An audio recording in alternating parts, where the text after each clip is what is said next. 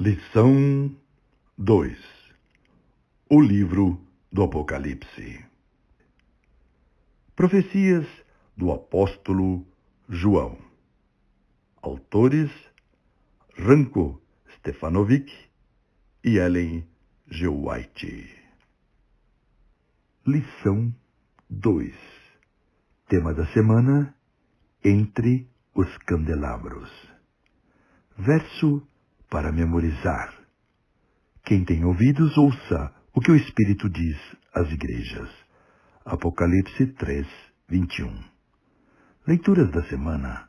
Apocalipse 1, 9 a 18, 1, 20, 2, 1 a 7, Atos 7, 54 a 60, Mateus 12, 8, Êxodo 20, 11, Daniel 10, 5 e 6.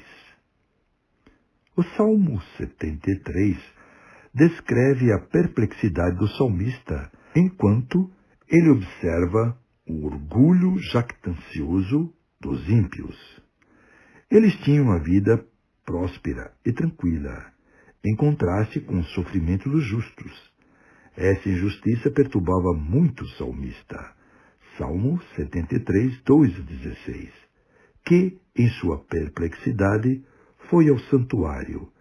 Salmo 73, 16 a 17. Ali, na presença de Deus, ele recebeu uma compreensão mais profunda do assunto. Séculos mais tarde, um idoso apóstolo se encontrava em uma rochosa ilha penitenciária por causa de seu testemunho fiel. Ele recebeu a notícia de que as igrejas que estavam sob seus cuidados estavam sofrendo. No entanto, nesse momento crítico, ele recebeu uma visão do Cristo ressuscitado no santuário celestial. Ali, a exemplo do que ocorreu com o salmista, o Senhor revelou a João alguns mistérios da vida e as lutas que ela traz. Essa cena do santuário lhe deu a certeza da presença e do cuidado de Cristo, uma certeza que ele devia transmitir a essas igrejas e às sucessivas gerações de cristãos. Além da apresentação do ministério de Cristo no santuário celestial, nesta semana examinaremos a primeira das 7 mensagens especiais à sua igreja, dirigidas coletivamente às 7 igrejas na Ásia, mas que também tem significado para nós hoje. Comentários de Ellen G. White. Lição 2. Tema da semana: Entre os candelabros. Mesmo quando foi decidido que ele não mais poderia permanecer no céu, a sabedoria infinita não destruiu a Satanás. Houvesse ele sido imediatamente excluído da existência, e teriam servido a Deus antes por temor do que por amor. A influência do enganador não teria sido destruída por completo.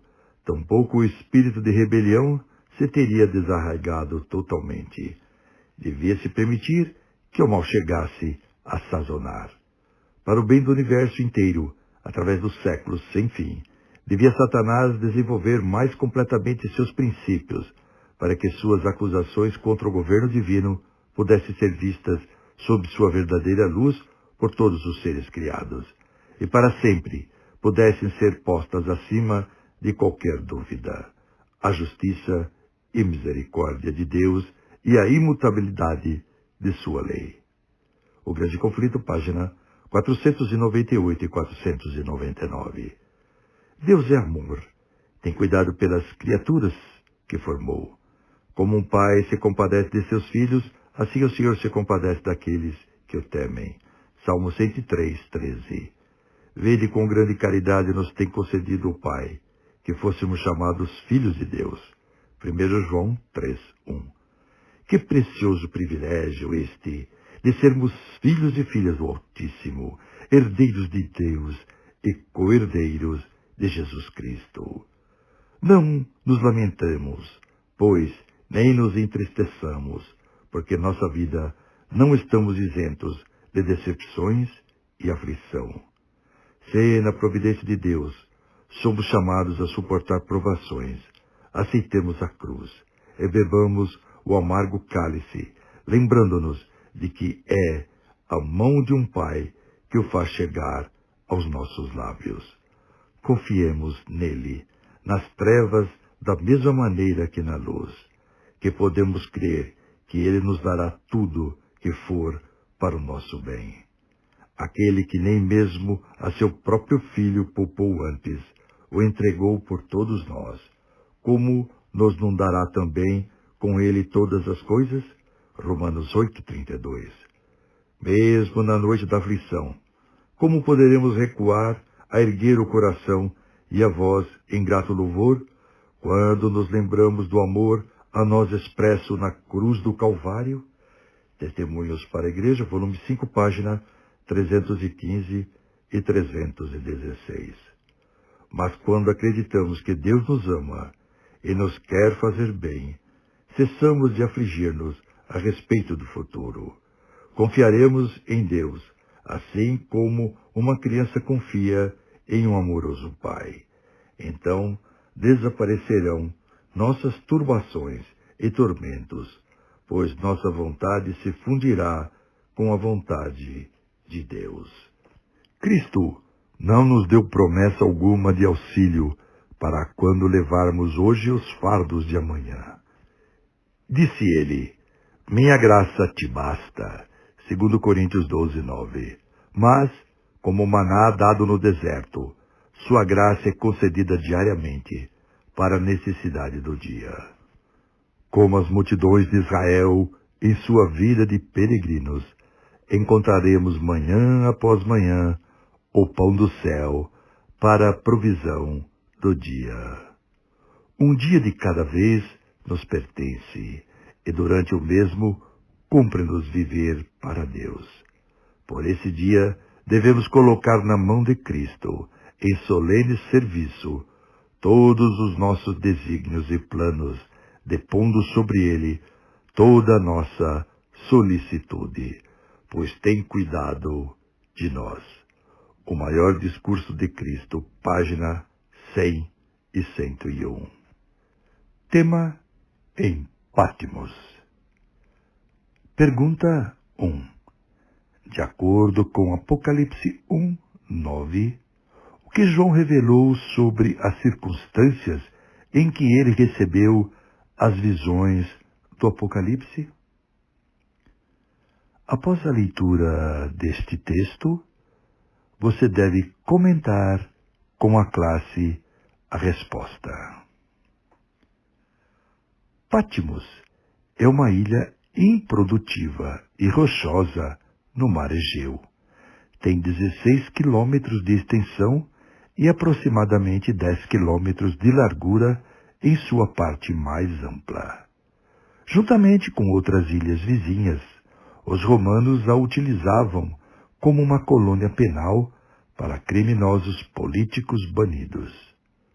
Os primeiros autores cristãos, vivendo relativamente perto da época em que o livro do Apocalipse foi escrito, declararam unânimes que as autoridades romanas tinham banido João para Patmos por causa da fidelidade dele ao Evangelho. O idoso apóstolo certamente suportou em Patmos todas as privações e sofrimentos da prisão romana. Ele provavelmente tenha sido tratado como um criminoso, tendo sido preso a correntes, recebido alimentação insuficiente e forçado a trabalhar pesadamente sob o açoite de implacáveis guardas romanos. Patmos, uma ilha árida e rochosa no mar Egeu, havia sido escolhida pelo governo romano para banimento de criminosos. Mas, para o servo de Deus, sua solitária habitação tornou-se a porta do céu. Ali, afastado das cansativas cenas da vida e dos ativos labores dos primeiros anos, ele teve a companhia de Deus, de Cristo, dos anjos celestiais, e deles recebeu instrução para a igreja no futuro.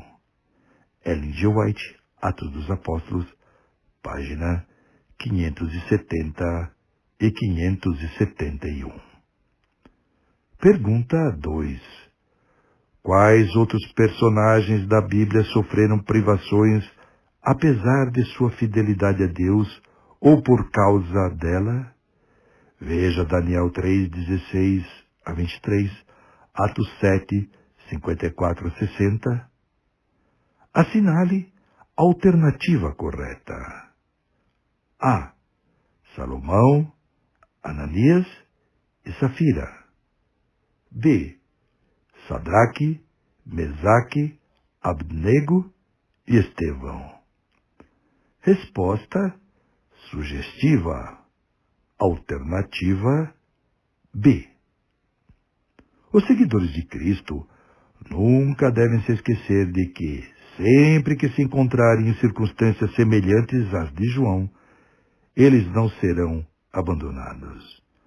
O mesmo Jesus que veio até João com palavras de esperança e encorajamento em meio às suas privações em Pátimos, ainda está presente com seu povo para sustentá-lo e apoiá-lo em suas dificuldades.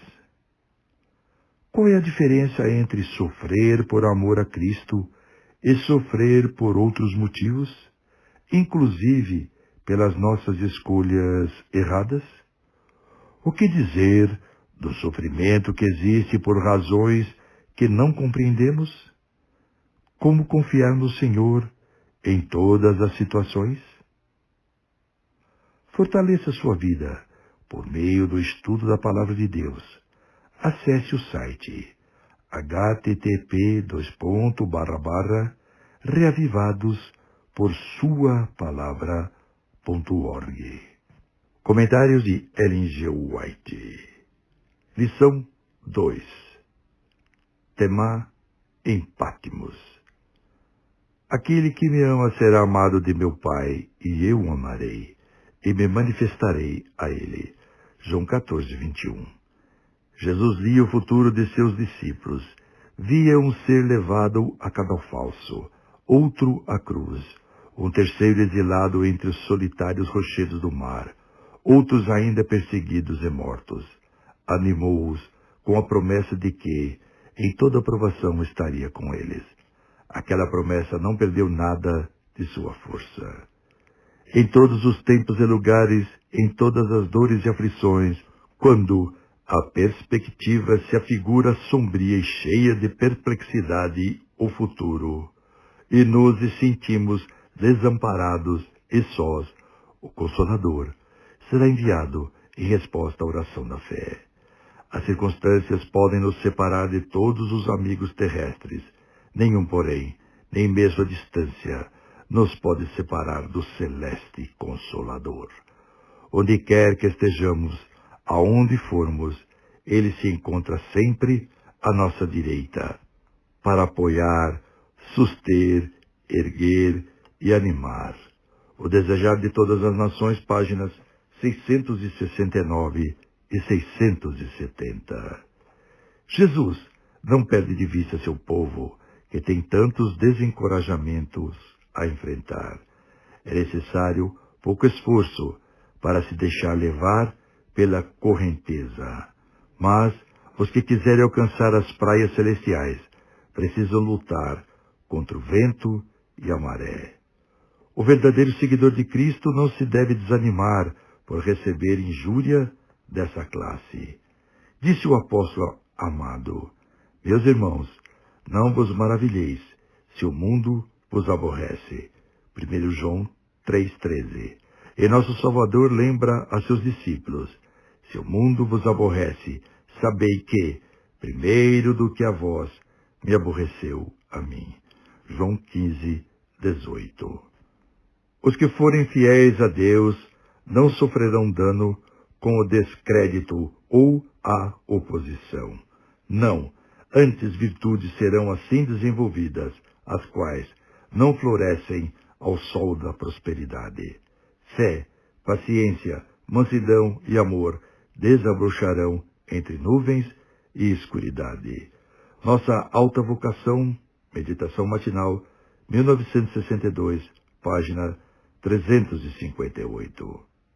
Vi que Estevão foi um poderoso homem de Deus, suscitado especialmente para preencher um importante lugar na igreja. Satanás exultou com sua morte, pois ele sabia que os discípulos sentiriam sobremaneira a sua perda. Mas o triunfo de Satanás foi breve, pois nesse grupo, testemunhando a morte de Estevão, havia um a quem Jesus estava para se revelar. Saulo não tomou parte no apedrejamento de Estevão, mas consentiu em sua morte. Ele era zeloso na perseguição à Igreja de Deus, caçando-os, aprisionando-os em suas casas e entregando-os a quem os mataria. Seus talentos eram eficazmente empregados por Satanás em promover sua rebelião contra o Filho de Deus e os que criam nele. Mas Deus pode quebrar o poder do grande adversário e libertar os que são por ele levados cativos.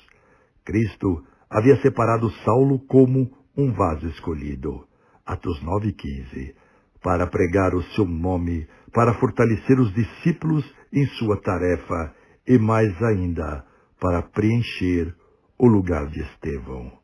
Primeiros Escritos, página 199.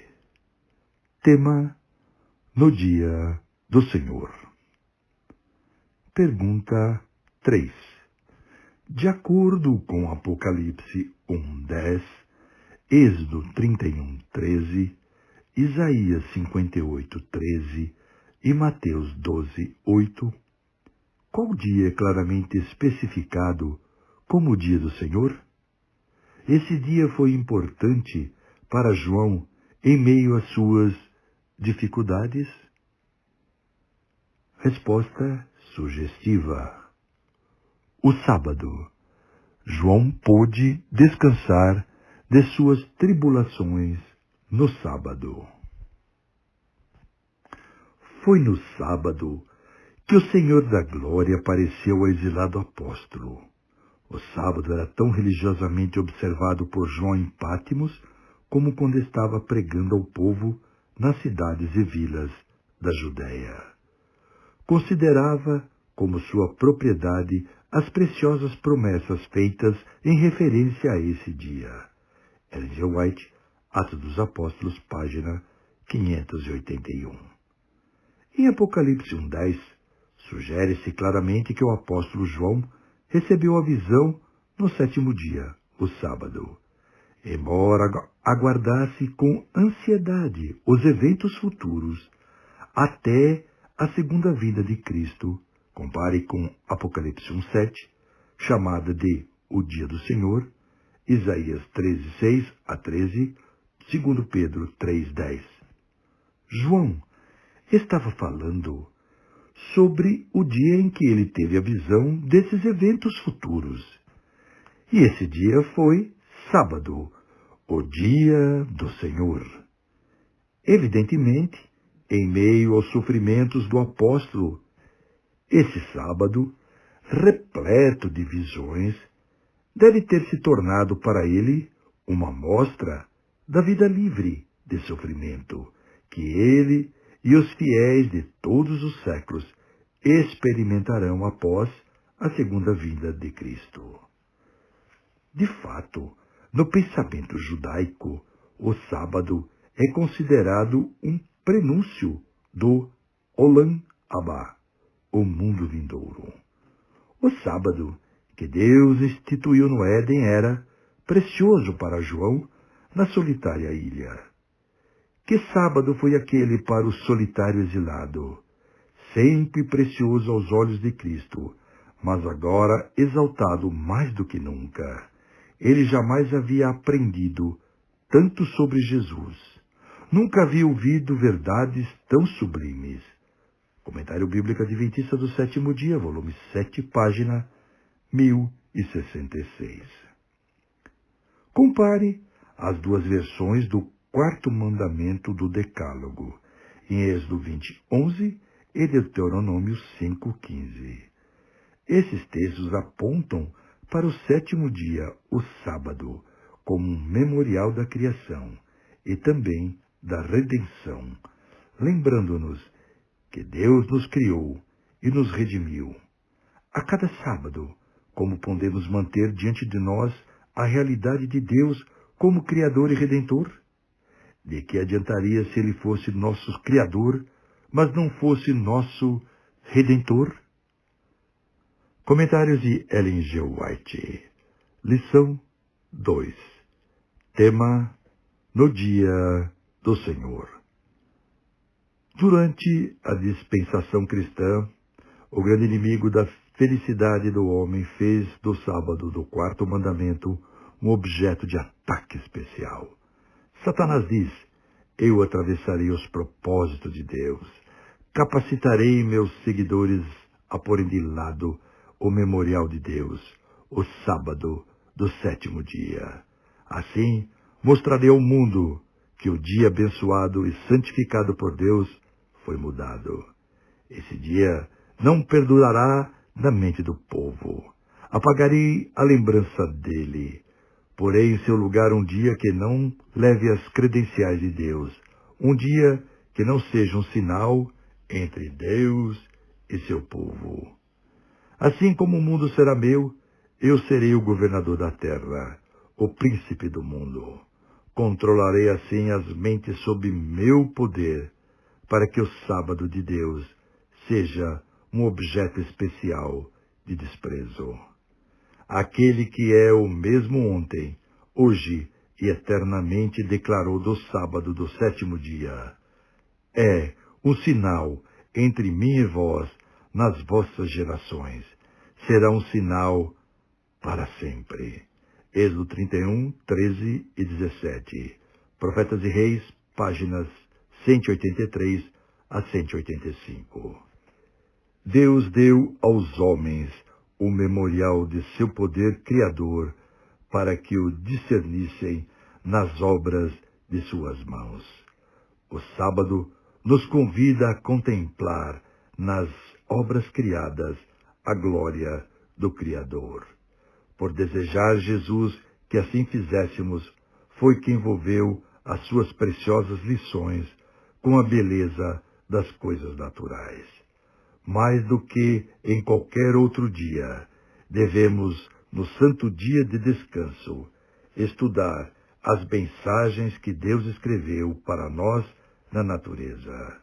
Devemos estudar as parábolas do Salvador, onde ele as pronunciou nos campos e prados, sob céu aberto, entre a relva e as flores. À medida que penetramos no seio da natureza, Cristo nos torna real e sua presença e nos fala ao coração de sua paz e amor. Parábolas de Jesus, páginas 25 e 26. Assim, o Filho do Homem, até do sábado, é Senhor. Estas palavras acham-se repletas de instrução e conforto. Por haver o sábado sido feito para o homem, é o dia do Senhor. Pertence a Cristo, pois todas as coisas foram feitas por ele, e sem ele, nada do que foi feito se fez. João 1:3. Uma vez que ele fez todas as coisas, fez também o sábado. Este foi por ele posto à parte, como lembrança da criação. Mostra-o como Criador, tanto como santificador. Declara que aquele que criou todas as coisas do céu e na terra, e, por quem todas as coisas se mantêm unidas, é a cabeça da igreja, e que por seu poder somos reconciliados com Deus. Pois, falando de Israel, disse: também lhes dei os meus sábados, para que servissem de sinal entre mim e eles, para que soubessem que eu sou o Senhor que os santifica. Ezequiel 20, 12. Os torna santos. Portanto, o sábado é um sinal do poder de Cristo para nos fazer santos. E é dado a todos quantos Cristo santifica. Como sinal de seu poder santificador, o sábado é dado a todos quantos, por meio de Cristo, se tornam parte do Israel de Deus. O desejado de todas as nações, página 288. Tema: a visão que João teve de Cristo em Pátimos. Pergunta 4. Leia Apocalipse 1, 12 a 18. Compare a descrição de João sobre Cristo com o ser divino em Daniel 10, 5 e 6. Como Jesus apareceu na visão de João? O que ele estava fazendo? Resposta sugestiva. As vestes de Cristo vão até os pés. Ele usa um cinturão de ouro ao redor do peito.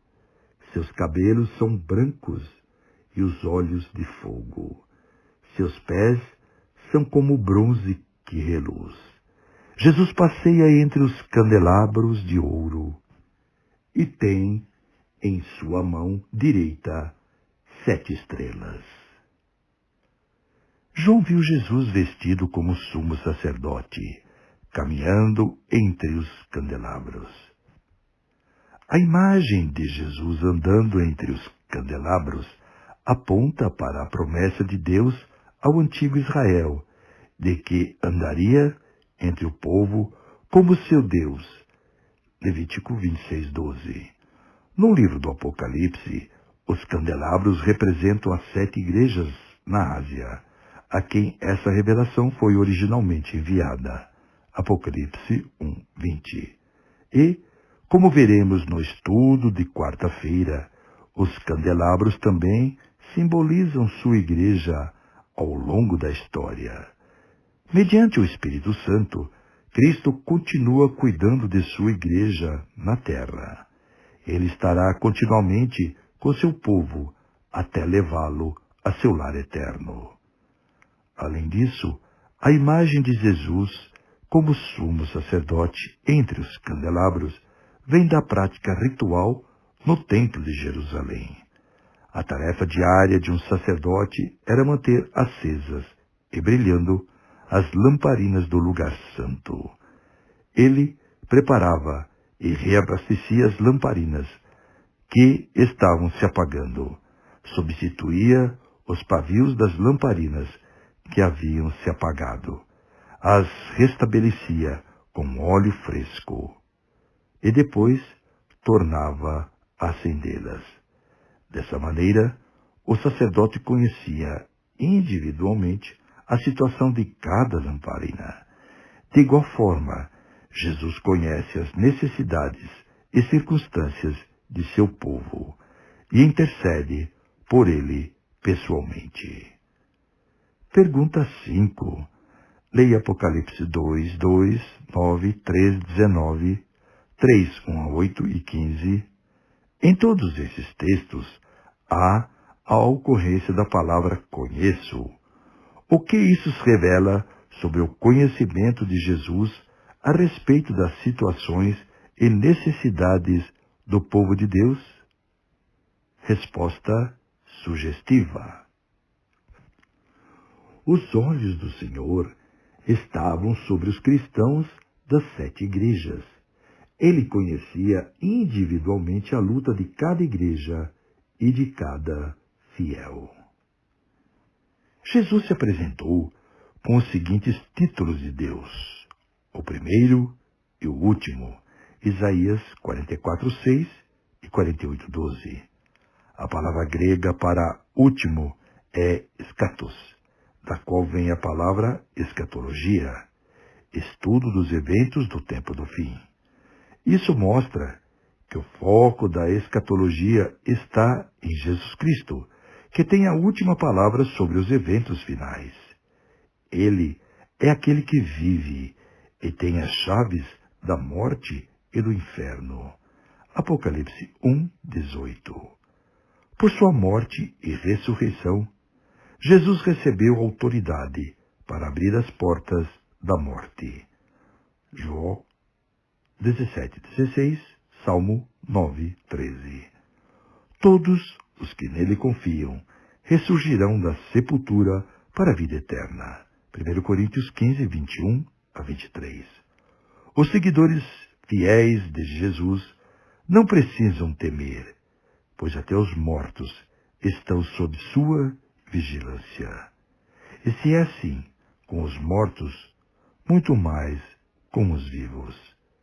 Veja 1 Tessalonicenses 4:16 e 17. Comentários de Ellen G. White. Lição 2. Encontrando Cristo em Patmos. Aquele que anda no meio dos 7 castiçais de ouro. Apocalipse 2:1. Esse texto mostra a ligação de Cristo com as igrejas, em todo o comprimento e largura da terra. Ele anda no meio das suas igrejas. Observa-as com interesse intenso, a fim de ver se, espiritualmente, estão em condição tal que possam apressar o estabelecimento do seu reino. Cristo está presente em cada reunião da igreja. Conhece pessoalmente cada pessoa que toma parte nos cultos. Conhece aqueles cujo coração ele pode encher do óleo santo, para o repartirem com outros. Os que fielmente levam avante a obra de Cristo em nosso mundo, exemplificando por palavras e atos o caráter de Deus, cumprindo o propósito do Senhor para com eles. São muito preciosos à sua vista. Cristo se compraz neles, como alguém se deleita num jardim bem cuidado e na fragrância das flores que plantou. Testemunhos para a Igreja, volume 6, páginas 418 e 419. Os olhos do Senhor estão sobre todo o trabalho, todos os planos, toda a imaginação de cada mente. Ele vê o que está debaixo da superfície das coisas, discernindo os pensamentos e intenções do coração. Não há um ato escuro, não há um plano, uma imaginação do coração, um pensamento da mente, que ele não leia como um livro aberto.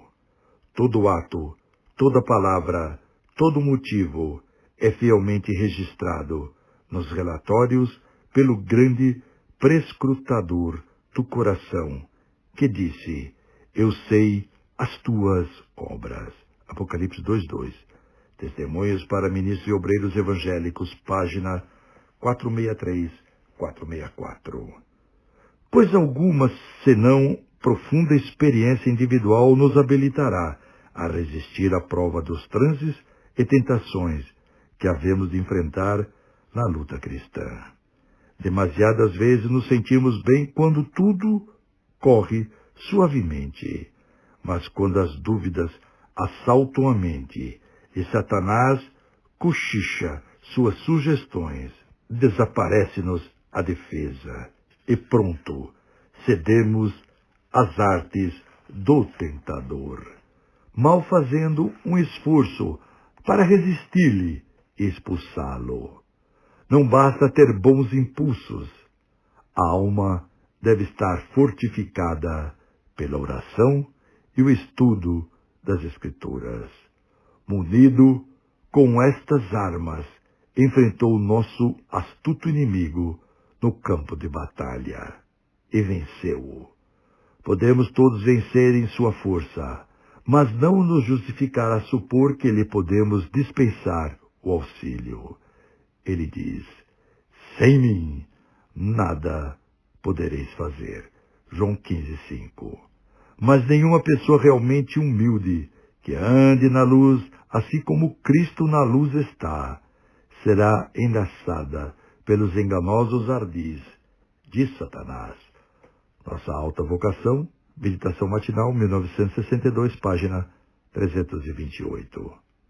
E Deus, cuida de tudo e sustenta tudo o que criou. Aquele que mantém os incontáveis mundos através da imensidão do universo, também se preocupa com as necessidades do pequeno pardal, que sem qualquer temor eleva seus humildes gorjeios. Quando as pessoas saem para trabalhar, quando se entregam à oração, quando se deitam à noite para dormir e quando se levantam pela manhã, quando o rico dá uma festa em sua mansão, ou quando o pobre reúne seus filhos em volta de uma mesa escassa, em qualquer situação, o Pai Celestial observa com ternura cada um dos seus filhos. Nenhuma lágrima é derramada sem que Deus saiba. Não há sorriso que ele não perceba.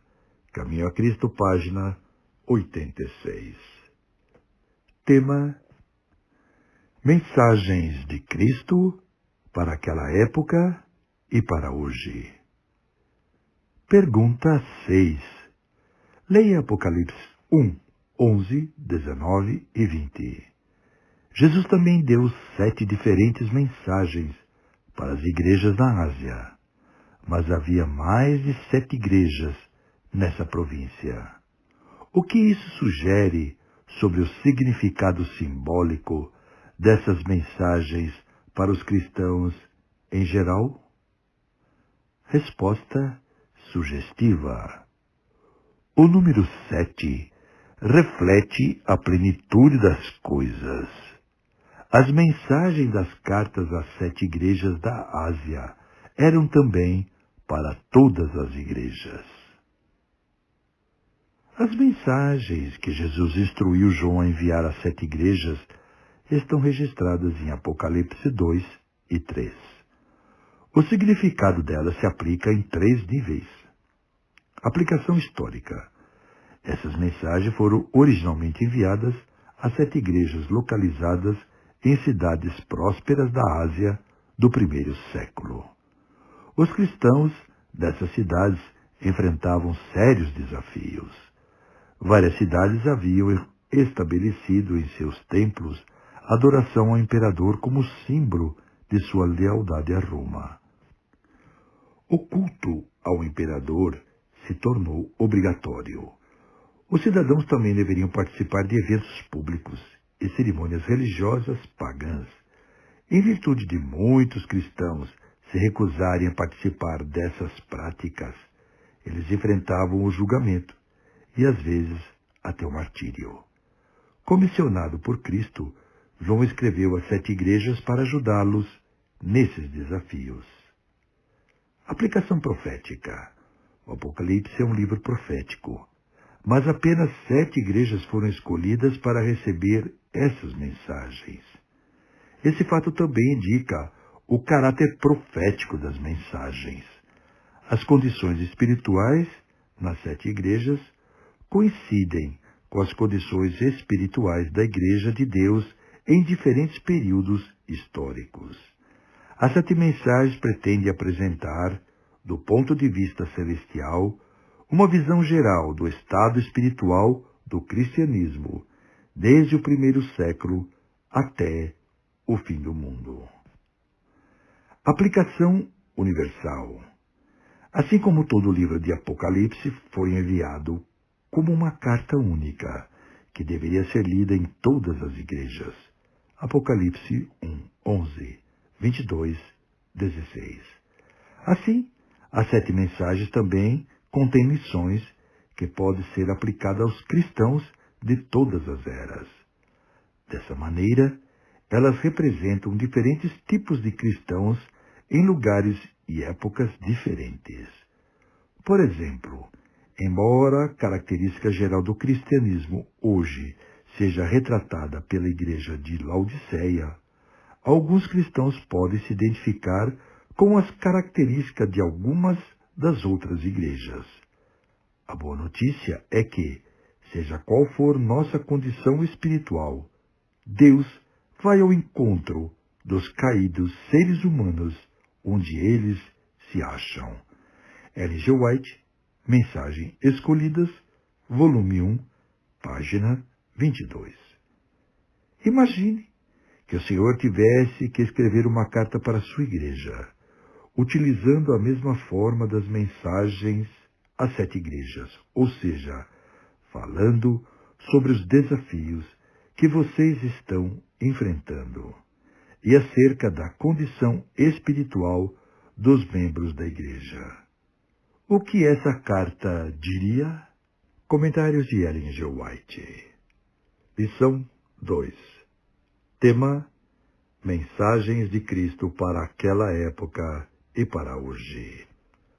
Da mesma maneira, quando Deus estava a ponto de revelar a João, o discípulo amado, a história futura de sua igreja, deu-lhes a segurança do interesse e cuidado do Salvador pelo seu povo, mostrando-lhe em visão um semelhante ao Filho do Homem.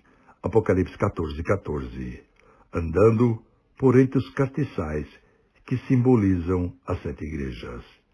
Ao passo que João recebia a revelação das últimas grandes lutas da igreja com as potências do mundo, foi-lhe dado também contemplar a vitória final e o libertamento dos fiéis. Viu a igreja empenhada num conflito moral com a besta e sua imagem, e a adoração dessa besta imposta sob pena de morte. Mas, olhando através da fumaça e ruído da batalha, notou sobre o monte Sião, unido ao Cordeiro, um grupo que, em vez do sinal da besta, em suas testas tinha escrito o nome de seu pai. Apocalipse 14:1. Depois viu o número dos que saíram vitoriosos da besta, e da sua imagem, e do seu sinal, e do número do seu nome, que estavam junto ao mar de vidro, e tinham as harpas de Deus. Apocalipse 15:2. E cantava o cântico de Moisés, servo de Deus, e o cântico do Cordeiro. Testemunhos para a Igreja, volume 5, página 752 e 753. O Salvador deseja revelar sua graça e colocar o selo de seu caráter no mundo inteiro. Ele deseja tornar as pessoas livres, puras e santas. Embora Satanás trabalhe para impedir esse desígnio, por meio do sangue que ele derramou pelo mundo, elas podem conseguir vitórias que trarão glória a Deus e ao Cordeiro. Cristo não se manifestará enquanto a vitória não for completa, e ele vir o trabalho de sua alma. Isaías 53:11. Todas as nações da terra ouvirão o evangelho de sua graça. Nem todos a receberão, mas uma semente o servirá. Falará do Senhor de geração em geração. Salmo 22:30, o desejado de todas as nações, página 827 e 828. A Igreja de Cristo é a agência designada para a salvação do ser humano. Sua missão é levar o Evangelho ao mundo, e essa obrigação repousa sobre os ombros de todos os cristãos. Todos, na medida do seu talento e das oportunidades que lhes são dadas, devem cumprir a ordem do Salvador. O amor de Cristo, a nós revelado, nos torna devedores a todos que não o conhecem. Deus nos deu luz, não apenas para que a retivéssemos conosco, mas para que a espalhássemos sobre eles. Se os seguidores de Cristo estivessem atentos para os seus deveres, onde hoje há apenas um, haveria milhares proclamando o Evangelho nos países não cristãos. Todos os que não estivessem envolvidos pessoalmente com o trabalho iriam sustentá-lo com seus recursos, sua solidariedade e suas orações. E nos países cristãos haveria muito mais trabalho dedicado em favor das pessoas. Não precisamos ir aos países mais distantes, nem mesmo deixar o estreito círculo familiar. Se ali for o lugar em que devemos cumprir nosso dever a fim de testemunhar de Cristo, podemos fazer isso dentro do círculo familiar, na igreja, entre aqueles com quem nos relacionamos e com quem temos relações comerciais. Caminho a Cristo, página 81 182. Tema: Mensagem para a igreja em Éfeso. Éfeso era a capital e a maior cidade da província romana da Ásia. Como principal porto marítimo da Ásia e estrategicamente localizada, era um centro comercial e religioso muito importante. A cidade era repleta de edifícios públicos, como templos, teatros, ginásios, casas de banho e de prostituição.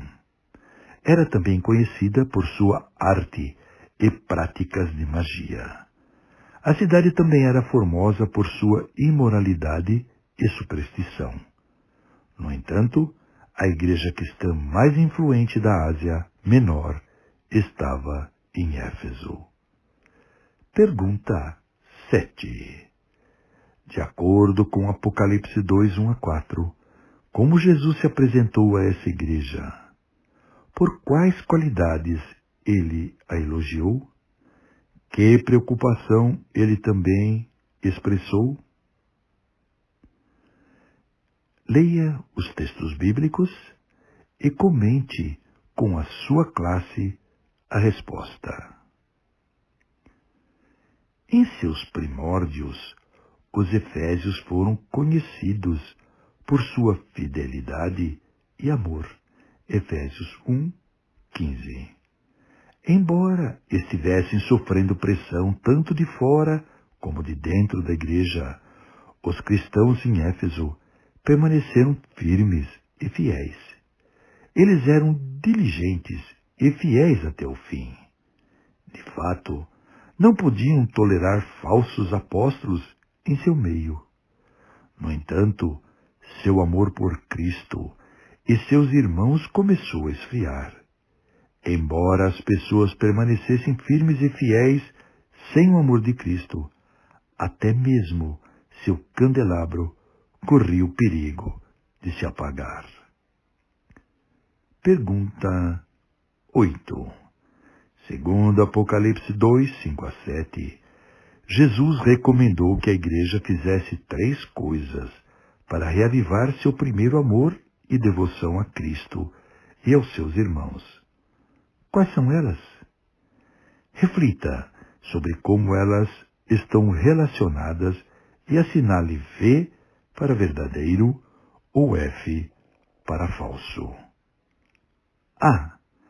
Arrepender-se, mostrar generosidade para com os pobres e cuidar do corpo. B. Lembrar-se de onde havia caído, arrepender-se e voltar às primeiras obras. Resposta sugestiva. Alternativa A, falsa. Alternativa B, verdadeira.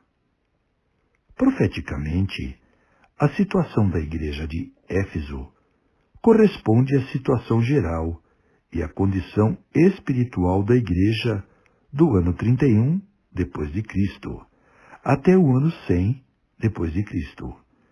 A igreja apostólica foi caracterizada por seu amor e fidelidade ao Evangelho, mas no final do primeiro século ela começou a perder o fogo do primeiro amor, afastando-se da simplicidade e da pureza do Evangelho. Imagine-se participando de uma congregação cujo amor está enfraquecendo. Os membros não estão praticando pecados conhecidos e abertos. Eles fazem o que é certo. No entanto, sofrem de formalismo e indiferença. O conselho de Jesus pode libertar a igreja dessa situação? Comentários de Ellen G. White. Lição 2. Tema: Mensagem para a igreja de Éfeso. A igreja remanescente é chamada a passar por uma experiência semelhante à dos judeus, e a testemunha fiel, que anda no meio dos 7 castiçais de ouro, tem uma solene mensagem para seu povo. Diz ele: tenho, porém, contra ti, que deixaste a tua primeira caridade. Lembra-te, pois, de onde caíste, e arrepende-te, e pratica as primeiras obras, quando não, brevemente, a ti virei, e tirarei do seu lugar o teu castiçal, se não te arrependeres. Apocalipse 2, 4 e 5. O amor de Deus tem desaparecido da igreja e, em resultado, o amor de si mesmo tem ressurgido afetivamente. Com a perda do amor de Deus, veio a perda do amor dos irmãos. Mensagens Escolhidas, volume 1, página 387. Uma religião legalista tem sido considerada uma forma correta de religião para este tempo. Mas é engano. A repreensão de Jesus aos fariseus é aplicável aos que perderam do coração o primeiro amor. Uma religião fria, legalista, jamais pode levar pessoas a Cristo, pois é destituída de amor. É religião sem Cristo. A grande oferta que foi feita é ampla para todos os que creem. O amor de Cristo animará o crente com nova vida. Aquele que bebe da água da fonte da vida será farto com o novo vinho do reino. A fé em Cristo será o meio pelo qual o espírito e motivo retos atuarão no crente, e toda bondade e espiritualidade procederão daquele que olha para Jesus, autor e consumador de sua fé. Páginas 387 e 388. Qual será a fatal deficiência? Deixaste o teu primeiro amor. Não é este o nosso caso? Podem nossas doutrinas ser corretas. Podemos detestar as doutrinas falsas e não receber os que não sejam fiéis aos princípios. Podemos labutar com incansável energia, mas mesmo isto não basta. Qual é nosso motivo? Porque somos chamados a arrepender-nos? Deixaste o teu primeiro amor. Oh, que a igreja reconhecesse sua necessidade de seu primeiro e ardente amor.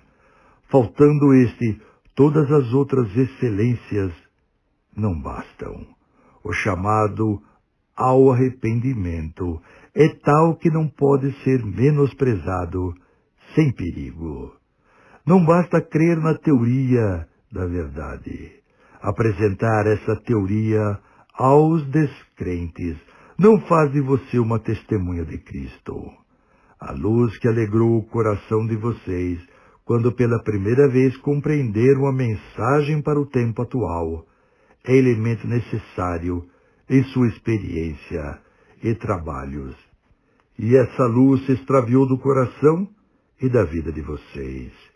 Cristo contempla sua falta de zelo e declara que vocês decaíram e estão em situação perigosa.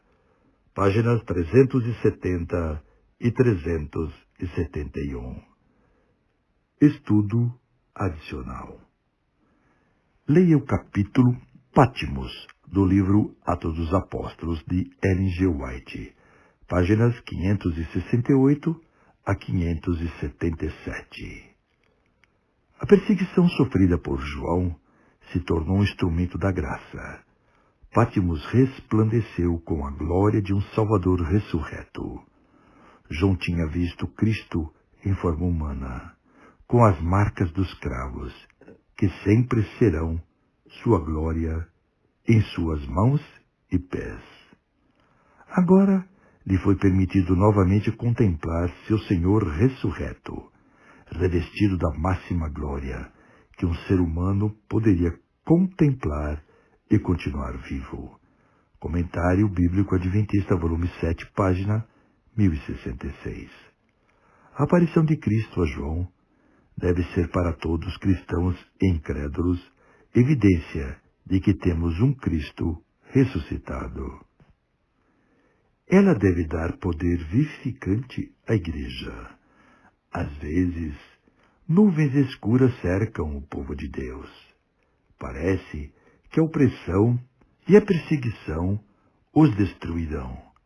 Mas essas ocasiões são dadas as lições mais instrutivas.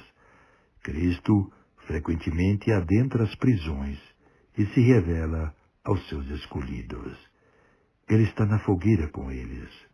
Assim como na noite mais sombria as estrelas brilham com maior esplendor, também os raios mais brilhantes da Igreja de Deus são revelados na mais profunda escuridão. Quanto mais escuro é o céu, mais claros e impressionantes são os raios do sol da justiça.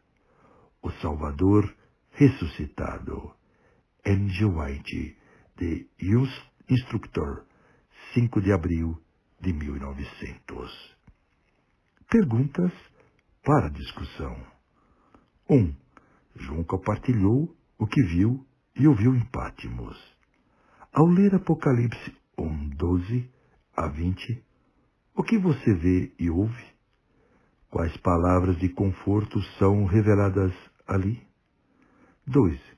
Em Apocalipse 14, 7, o primeiro anjo exortou os habitantes da terra, no tempo do fim, a adorar aquele que fez o céu e a terra, e o mar e as fontes das águas. Essa linguagem é tirada de Êxodo 20, 11. O que a primeira mensagem angélica revela sobre a importância do sábado no tempo do fim, conforme revelada no Apocalipse? 3. Muitos cristãos se deparam com uma estranha ironia. Quanto mais tempo eles estão na igreja, mais fácil é para a fé enfraquecer ou até mesmo desaparecer. No entanto, deve acontecer o contrário. Afinal, quanto mais tempo caminhamos com Jesus, mais devemos aprender sobre Ele e seu amor por nós. Como manter a chama da fé não apenas acesa, mas cada vez mais brilhante? Fim da lição. Áudio produzido pelo Mássina, Ministério de Apoio aos Cegos, Idosos e aos Não Alfabetizados. Visite nosso site www.massina.com.br. Mássina com C. Este tema é estudado sempre em uma de nossas igrejas adventistas do sétimo dia. www.encontraumaigreja.com.br. Locução: Wagner Brunelli.